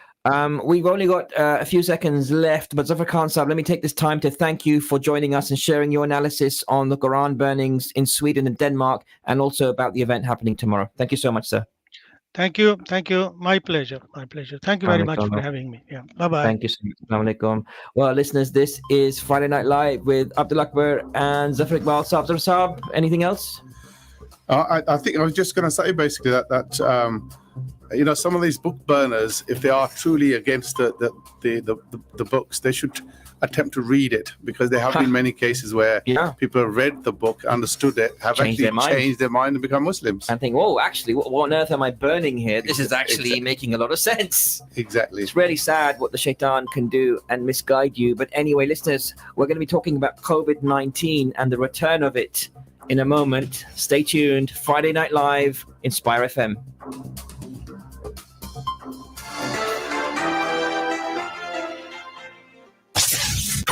This program will continue after the break. Continue listening to Inspire FM. Inspire FM. Inspire 105.1 FM.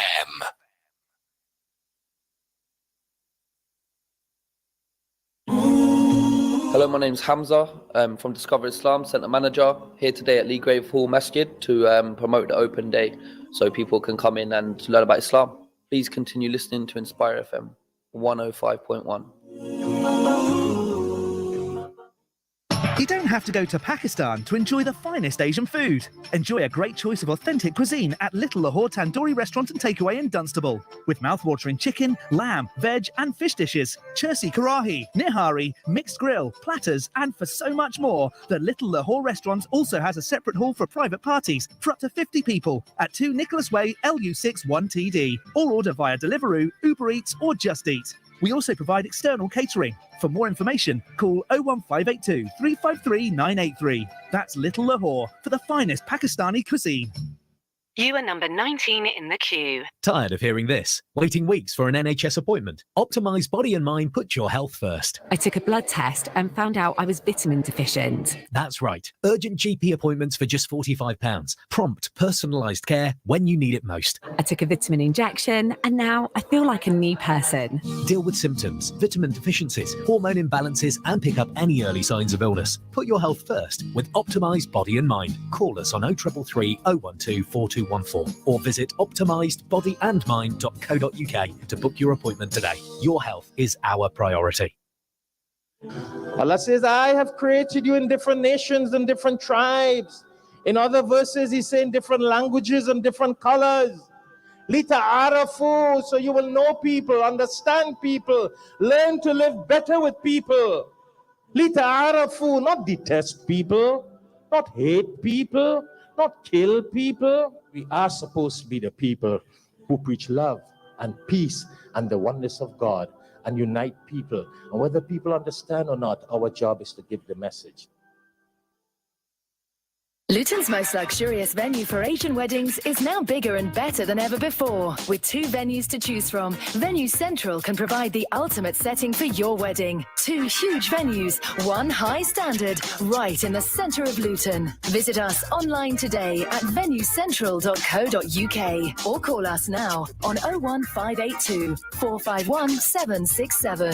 Venue Central, affordable luxury in a central location. For the last 10 years, SKT Welfare, with your support, has helped millions of people who are suffering due to lack of food, shelter, water, and medical care in Pakistan, Syria, Africa, Yemen, Palestine, and Bangladesh for Rohingya refugees. Thank you. Without your support, we could not have achieved this. Please continue to help. Donate now 0300 30 20 786 or www.sktwelfare.org. Just 85 pence a day could provide vital food. Assalamu alaikum, guys. This is me, Baby Bilal. And it's me, Fermin James. We are here to tell you about the kids' show that you must tune into because Brother Khalil, I don't know where he is. He's not here at the moment. Fermin James, where do you think he is? Well, I think he's probably sleeping somewhere. Oh, okay then. Well, whatever the cases, guys, make sure you tune into The Kids Round Show and Inspire 105.1 FM. The UK's finest. Okay, then. Hold on a minute. Sorry I'm late, guys. Yeah, let me do the jingle now. Okay. This is Khalil Muhammad and...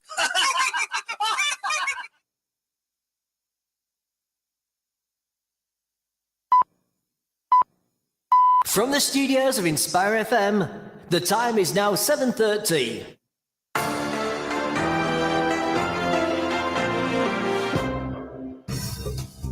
Assalamu alaikum wa rahmatullahi wa barakatuhu. Yeah, Inspire FM and Friday Night Live. Welcome to tonight's program. This is the 4th part of Friday Night Live on Friday the 4th of August. We're beaming out to the good people of Luton tonight and also to the good people of Nottingham, Peterborough, Derby and Sheffield through our partner stations across the nation. So welcome to all of you.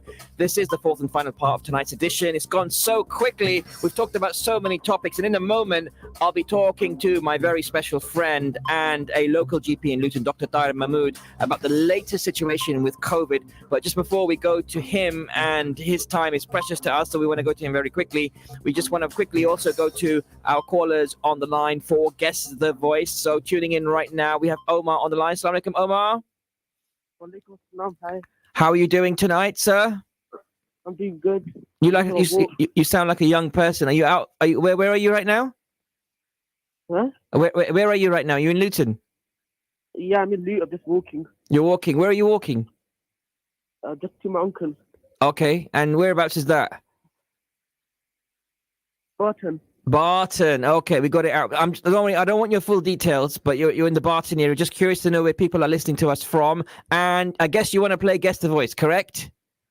Yeah. Okay, well, here it comes in a second. I'm going to play the voices, and you tell me whose voice is this, and if you get the correct ones right, we're going to add your name to the hat. How does that sound? Okay. All right. Well, let me just see if I can find the mouse here because I can't see the mouse on my screen. Let me just, here we go. All right. Sorry about this. Unprofessional behavior. All right. I'm going to play the voices now. Stay tuned. All right. Here comes voice number 1.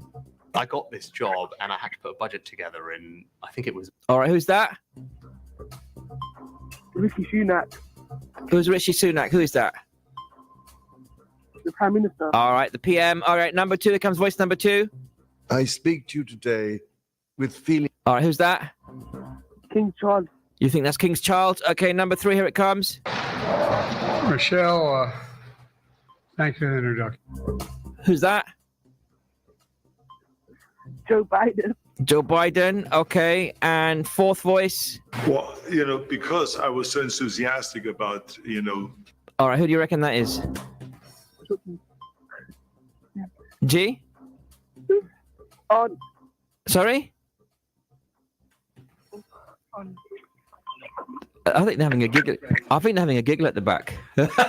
He's consulting a friend, I think. It's consulting. Is it Mum he's consulting? It's Arno. Who? Who's Arno? Short finger. You're having a giggle. All right, listen. Thank you for your call, Umar.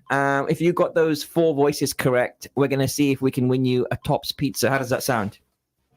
That's good. All right. For everything. Tops Pizza. They're sponsoring tonight's pizza, so thank you to them as well for sponsoring tonight's program. Keep listening to Inspire FM and Friday Night Live. Thanks for calling, Umar. Okay, we're going to go straight to our next topic anyway on the line, and we appreciate that call from Umar. Definitely having a giggle. And Zafar, I reckon he was getting some help there. Well, it's within the rules. It's within the rules, I think. So if you're getting help from auntie, uncle, mum, dad, that's okay, is it? Yeah? I think so. As long as it's not a jinn. Yeah, and as long as you're not doing anything illegal, yeah. So it's fine. Well, anyway, okay, well, not doing anything illegal. Not what I'm thinking there, but as long as you're not asking ChatGPT. Well, there was a thought in my mind, but if I said that these people might actually do that and actually get the answers correct. ChatGPT? I didn't want to say it. ChatGPT can't understand voices at the moment. That's why it's probably a good competition still. But anyway, let's go on to this next topic, because as you listeners, you may know, a new COVID variant is actually spreading across the UK, according to the UK Health Security Agency, and already makes up 1 in 7 new cases. Now, scientifically known as EG 5.1, it is descended from the Omicron variant of COVID. Even these COVID variants are having descendants now. Yeah. What next? And the UK HSA has been monitoring its prevalence in the country due to increasing cases internationally, particularly in Asia, and it was classified as a variant here in the UK on the 31st of July. Now, in the week beginning 10th of July, 1 in 9 cases were down to this new EG 5.1 variant. My question tonight is, how worried should we be about COVID? And also, should people, especially vulnerable people, still be getting vaccinated? Because this whole vaccination drama that we had 2 years ago has seemed to have subsided. But is the NHS still giving out vaccines? Are there still COVID tests available for those that need them? All these questions and more I'm going to put to our very special guest on the line right now, Dr. Tahir Mahmood, who's with us right now. Assalamu alaikum. Dr. Tahir Saab, how are you? Assalamu alaikum. Lovely to talk to you again. Such a long time. It's been ages. Great to see you. Looking so healthy as well, mashallah. Yeah. And tell me. Zafar Saab, assalamu alaikum as well. Alaikum salam ji. Yes, Dr. Saab is very, very active. Not just in the health sphere, in the community as well, mashallah. It's doing amazing work. To see you. Amazing work. Indeed. Thank you for your time this evening. We know you've had a busy week, and this Friday evening, it means a lot to us in the community. But tell us, Dr. Saab, in terms of the COVID variant, what are you seeing in the surgery at the moment? Are you seeing an uptick as is being reported? First of all, let me say thank you to you and Zafar Saab and Inspire FM Radio. They're always supportive of my work. And this is a special show for me. I would have been walking 10 kilometers this evening when they told me Abdullah Akbar is there. I thought such a long time, so must sacrifice my walk.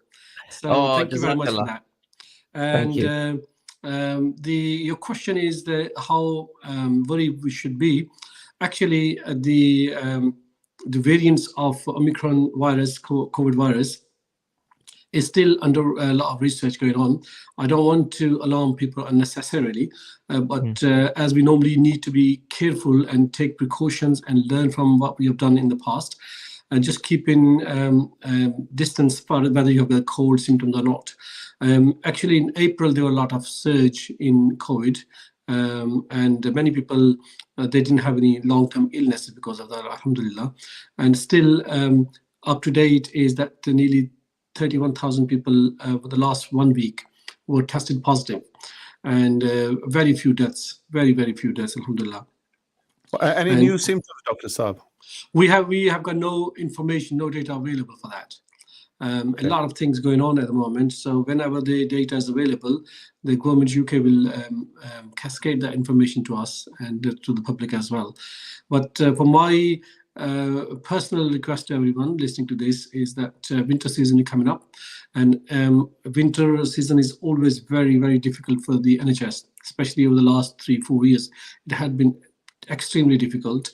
Now we are thinking of the dreadful winter coming up, so we have started doing some kind of work and already start meetings how we're going to do that. Vaccinations, immunizations, winter clinics, respiratory clinics will be setting up across the country. People should be taking extra precautions as well, for especially people who have got chest conditions like COPD, asthma, or the respiratory condition they suffer with.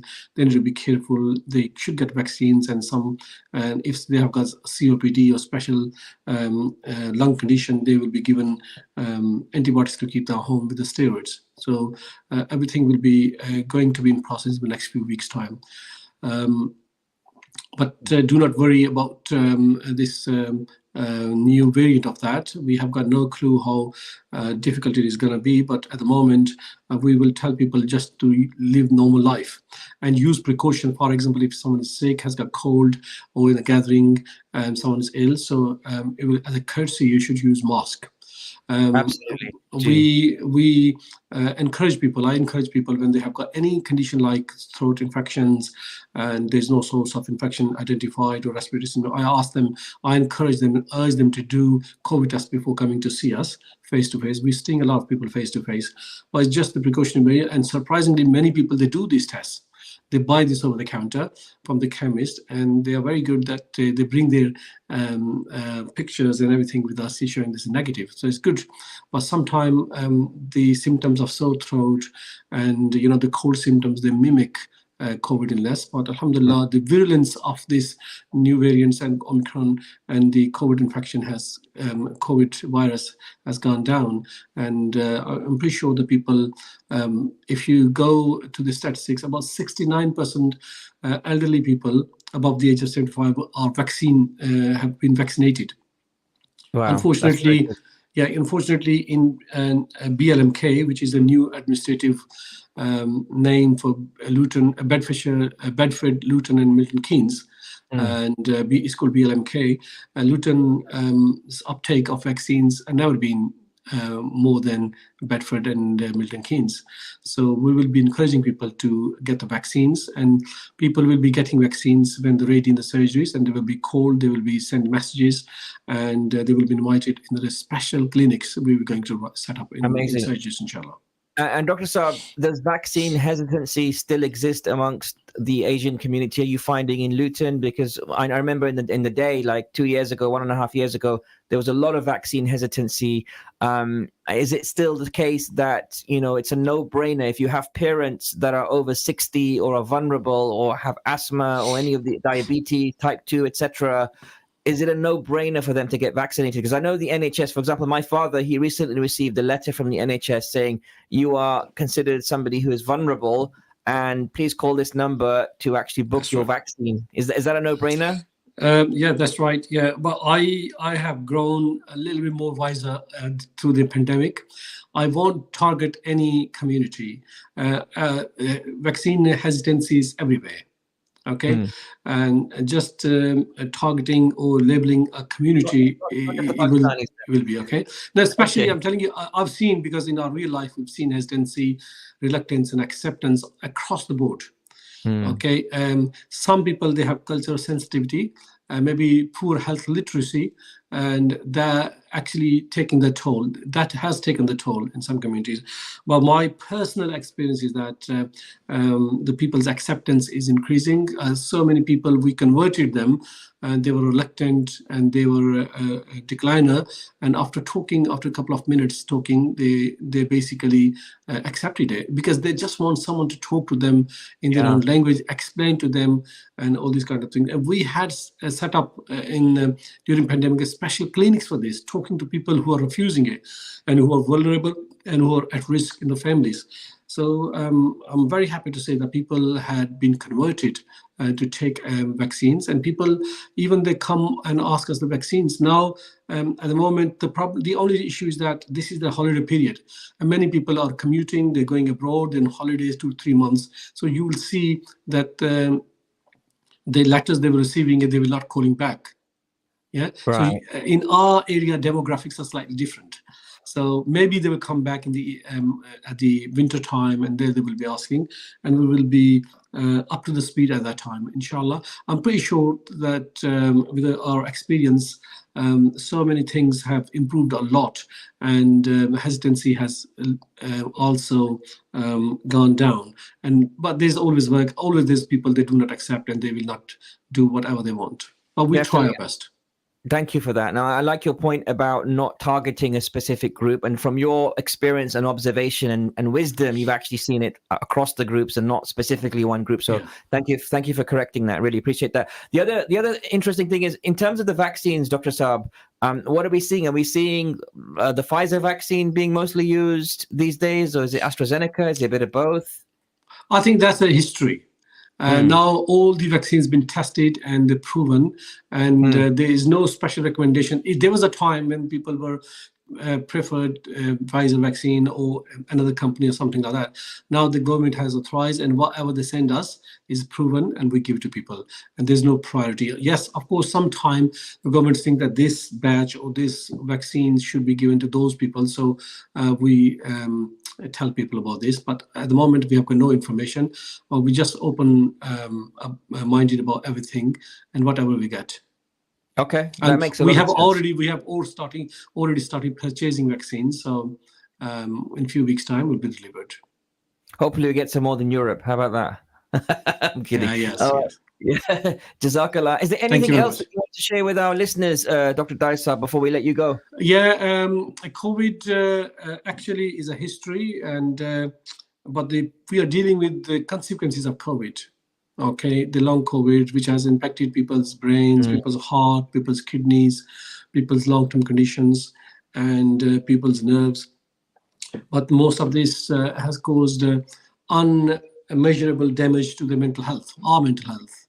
Okay, and it has magnified a lot of inequalities in our community. Inequalities, whether it's social, whether it's a housing, whether it's a mental, whether it's physical, a lot of inequalities in the community. And I will encourage and urge everyone listening here that please look after your neighbors, look after your colleagues, look after your area, look after your community. And there's a lot of work to be done, to be honest, at each group, each level.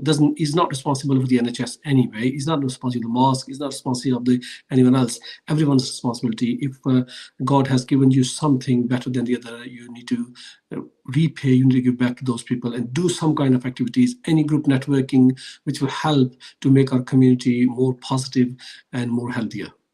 Wow, very, very well said. I appreciate that reminder, Dr. Dari Mahmood Saab, and also all the great work that you're doing. I really like the point you made about just checking on your neighbors. I mean, especially if you have elderly neighbors, just knocking on the door and just saying, hey, how are you doing? Do you need anything? Regardless of what community they belong to, whether they are Pakistani, Bangladesh, English, whatever, Irish, whatever they might be, I think it's just good neighborliness and good community cohesion that we just look after and take care of each other, right? Regardless of... Yes. Yeah, we are very grateful to God and Creator and Allah Ta'ala that He's given us a chance. We survived through the pandemic when thousands and millions of people have died, and Allah Ta'ala has given us a chance to come back and do something for the community and do something for His creature. So we should not forget this, that if we survived, it's not that we were better people or were healthier people. It was just because of Allah's blessings. He wanted us to do something better and reflect on this one. So take every day you wake up in the morning alive and kicking, be grateful to Allah Ta'ala and do something with the community. Just the little things, little jobs are the bigger jobs. And I think that's my message to everyone. Amazing. Well, on those amazing, wise words of wisdom, Dr. Dari Mahmood, Jazakallah khair for your time this evening on Friday Night Live. We appreciate your time. Thank you. Thank you very much. Assalamu alaikum. Take care. Wa alaikum assalam. MashaAllah. Beautiful words there from Dr. Dari Mahmood. Any takeaways there? I mean, it sounds like COVID, it's not that as bad as it was, which is great news. But I think a point to note really is that it probably is as bad as it has been at some periods for the last 2 years or so, but the approach to public sort of information has changed, right? People are a lot more accepting of it. I think there is a case to be made that the initial reaction was probably an overreaction. But you don't know. This is a new disease. This is a new virus that came along. I think we'll have to wait for that £100 million COVID inquiry. I think some stupid number they're spending on the COVID inquiry itself. Yeah. It's going to take 2 years and we'll find out what the answer was. Indeed. It might be no. But having said that, governments are in a difficult position, right? So they're damned if they do and they're damned if they don't, right? If they don't do anything right and there's a massive outbreak and there's lots of health casualties, etc., then they are damned. And if they do something like that, they're accused of being overreaction, etc. So it's a difficult balance to be had. But man, people have pulled a lot of scams during the COVID era. I mean, and there is a lot of that. There are a lot of scams that happen, not just locally with those business loans that people took out. I think the Treasury lost over $1 billion there with those business loans. But not just that. I'm talking about MPs as mates getting contracts for masks and PPI equipment and all that stuff. Is it PPI? I can't remember. It is. And there's a lot of dodginess that went on, right? Because procedures were bypassed, right? Because of the urgency, etc., and people benefited from it. But I think the authorities need to clamp down, and they really, regardless of how much it costs, right? They've got to make an example of them, because it's terrible, to be honest, right? People who in the moment of need for humanity thought about themselves and nobody else, which is really sad, especially right if they hold political posts. They ought to be made an example of, I think. Bilkul. Jazakallah khair for that, Zafar Saab. Well, listen, this is Friday Night Live. We're going to do one more Guess the Voice round. So 01582481822, and then we're going to choose the winner from all of our callers that gave the correct answer. So it's your last chance to play Guess the Voice. 01582481822. If you know these voices, give us a call right now to win a meal for two from Tops Pizza. Tops Pizza is sponsoring tonight's program and also tonight's prize. So let's listen to that voice again. I got this job and I had to put a budget together in, I think it was about 3 weeks. And I thought that would be the hardest thing that I'd ever have to do in my professional. All right, that's voice number one. Here comes voice number two. I speak to you today with feelings of profound sorrow. All right, who is that? That's voice number two and voice number three. Michelle, thank you for the introduction and the courage it takes to stand up. All right, that was voice number three. And finally, voice number four. Can you guess the voice? Well, because I was so enthusiastic about, achieving my vision and turning my vision into reality. Can you guess the voice? 01582481822 is the number to call. I'll take one more call if you are fast. 01582481822 if you are fast. But we are starting to put the names in the hat, and we're going to be calling out the winner of Guess the Voice for today's show in around 2 minutes time. But if you do want to give us a call on 01582481822, I'll put you live on the radio right now to hear your answers, and you can win a meal for two. Saab, do you have any ideas on what the voices could be? One of them sounds a little bit suspect. The other one sounds a little bit dead. Third one is my favorite, right? My kind of I guess my youth years as an actor. The third one or the fourth one? The fourth one. Okay. Fourth one. Yeah. And I guess one of them you can't say anything in case you get into trouble. There you go. Well, okay.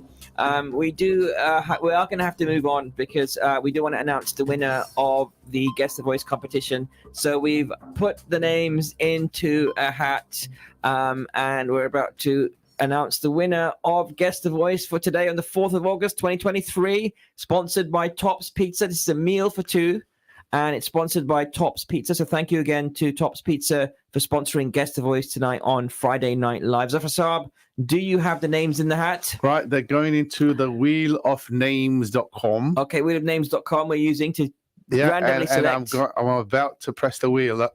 The wheel is spinning. The wheel is spinning. The wheel is spinning. Officially live. If our Facebook feed is still spinning. Okay, who did it land on? Oh, it's landed on Omar. The winner is Omar. Omar is the winner. Omar is the winner. Congratulations, Omar. You've just won a meal for two at Tops Pizza. So we have your details. And Omar, if you can also give us a call back on 01582481822, and we will give you the information and what you need to do to claim and redeem your two pizzas, your meal for two from Tops Pizza tonight. Okay, so you can actually order the pizza tonight and have a delicious meal from Tops Pizza. They make a great pizza, and they have great delivery as well, and I love ordering from them. Actually, they are my choice for pizza as well when we decide to have they do a good tandoori chicken. Have you had the tandoori chickens ever? Yes, all the time. Yeah, they know how to make a good pizza, like many other pizza parlors, I guess, in Luton as well. They are a little bit. I think the ingredients are a little bit more fresher than the others. You can tell the difference between the ones which are using manufactured stuff, right, rather than real stuff. I'll tell you, gone are the days of £1 pizzas. Do you remember those days when we used to get a pizza for £1? I don't remember those. You're not older than me, are you? They were £1. I don't know if they did them in Luton though. I know in East London, in Stratford, there used to be a shop that used to do a £1 pizza, and any topping of your choice as well. They put the meat toppings on there for £1.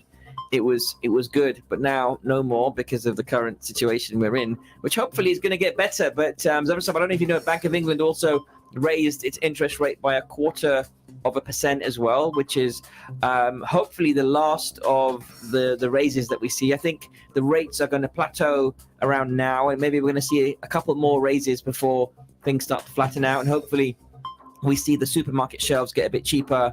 Hopefully we see fuel get a bit lower. It's gone up again slightly. Fuel, there's a lot of fuel, to be honest. I don't know why it hasn't gone down. It's very strange. I don't know what these oil companies are playing at. Well, to be honest, right, regardless of how much they go up and then come down again, the prices, the high street prices, never follow in exact pattern. So there was a point where I think it's a bit of a lag, isn't there? Yeah. Well, no, at one point the oil was about $60 a barrel. Yeah. Right. And the prices were, I think, $1.30. And then it went up and it came back down again, but the prices have gone up by another 20p, and that's what they've stayed really. So I think there's a little bit of profiteering going on. And half of that is tax as well. Don't forget, half of the money we pay towards our fuel is actually tax. But the tax doesn't change mid-year though. It's basically profiteering. Element of. Yeah, you're right. I mean, even Asda said that they're going to start publishing their fuel prices online, but so what? You're going to publish your fuel prices online. That doesn't change the cost of the fuel. People are still going to fill up. If you're shopping in Asda, you're going to go down to the nearest Asda fuel pump to fill up your fuel as well. I'll tell you what I read today, which is amazing. Go on. Right? MIT in America have discovered a way of storing electricity, a battery made out of cement, some carbon material, right, and sand. Wow. Right, can you imagine that, eh? There you go, man. I'm gonna grab some mitti from the back and connect it up to a battery and see what happens. No, I don't recommend that, listeners. Anyway, this is the end of tonight's program, listeners. We'll be back next week, Zafar Saab and I. Hope you enjoyed the program. This was Friday Night Live with me, Abdul Akbar, and Zafar Saab. Until next week, take care of yourselves. Assalamu alaikum wa rahmatullahi wa barakatuh. Assalamu alaikum.